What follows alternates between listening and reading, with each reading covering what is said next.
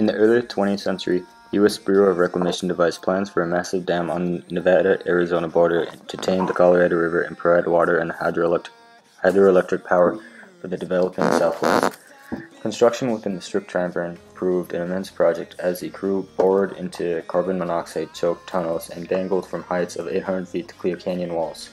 The largest dam in the world at the time of its completion in 1935, this National Historic Landmark stores enough water and Lake Mead to irrigate 2 million acres and serves as a popular tourist destination. At the turn of the 20th century, farmers sought to divert the Colorado River to budding southwestern communities via a series of canals. When the Colorado broke through the canals in 1905, creating the inland Salton Sea, the job of controlling the raging river fell to the U.S. Bureau of Reclamation.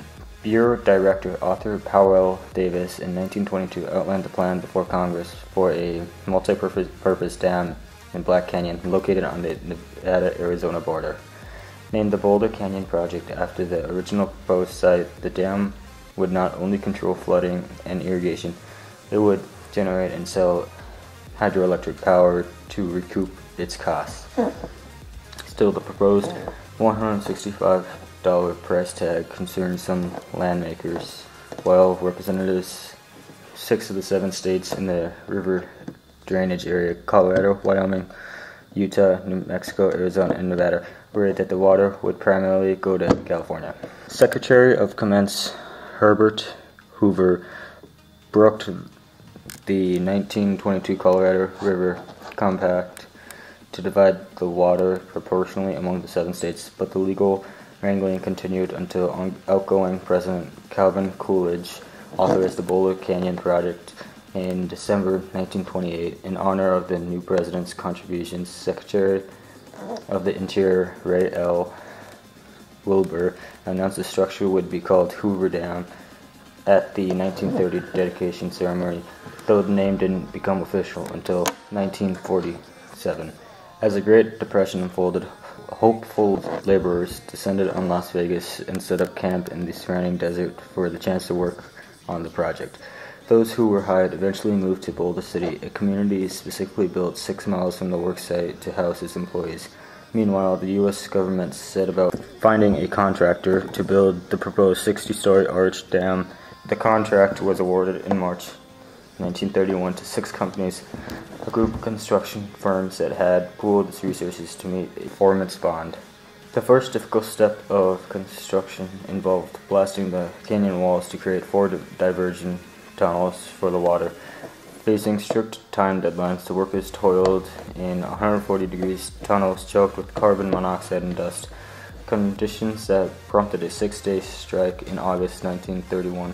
When 2 of the tunnels were complete, the evacuated rock was used to form a temporary cover dam that successfully rechanneled the river's path in November 1932.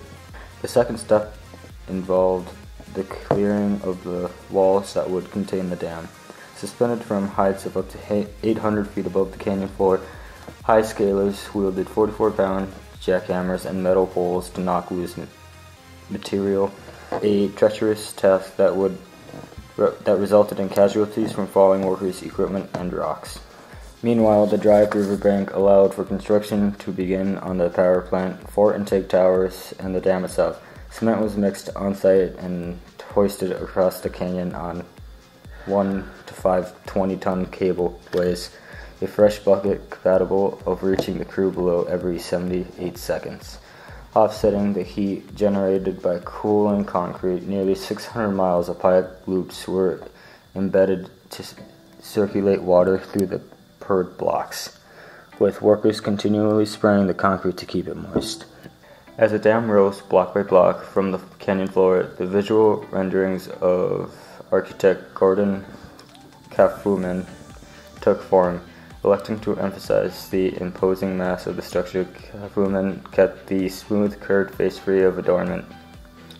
The power plant was given a futuristic touch with horizontal aluminum fins for windows, while its interior was designed to pay homage to Native American cultures. With the body of water that would become Lake Mead already beginning to swell behind the dam, the final block of concrete was poured and topped off at 726 feet above the canyon floor in 1935.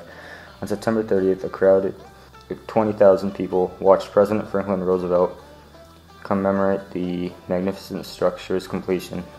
Approximately 5 million barrels of cement and 45 million pounds of reinforcement steel had gone into what was then the tallest dam in the world. It's 6.6 million tons of concrete, enough to pave a road from San Francisco to New York City. Altogether, some 21,000 workers contributed to its construction. Hoover Dam fulfilled the goal of decimating the one wild Colorado River through the parched southwest landscape, fueling the development of such major cities as Los Angeles, Las Vegas, and Phoenix. Capable of irrigating 2 million acres, its 17 turbines generate enough electricity to power 1.3 million homes. The dam was designated a National Historic Landmark in 1985 and one of America's 7 modern civil engineering wonders in 1994. It receives 7 million visitors annually, while Lake Mead, the world's largest reservoir, hosts another 10 million as a popular recreation area.